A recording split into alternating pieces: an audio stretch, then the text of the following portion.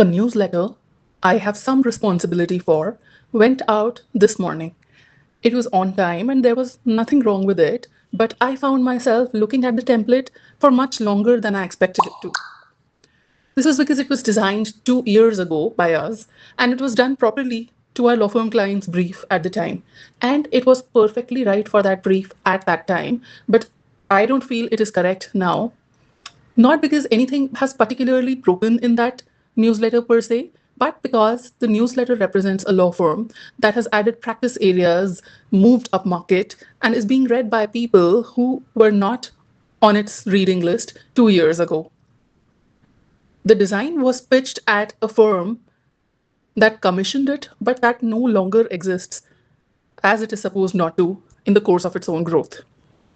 Now, here's what interests me. Designing this newsletter was in our scope, and so is producing it monthly or fortnightly. But noticing that the newsletter's design or its landing has drifted, that is the part that is not in our scope.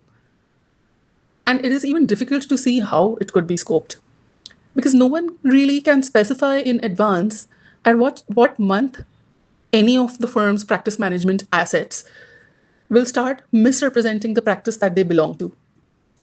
And the rate this happens at is a function of how well a firm is doing. A law practice standing still can leave its materials alone for years, and that's fine. But it's the law firm that adds practices and hires laterals and outdates its own description of itself continuously in that has problems like this. Firms already carry costs like this with their clients as well. Because, for instance, they don't bill a client for maintaining a precedent bank. It is continuous and unattributable to any file absorbed.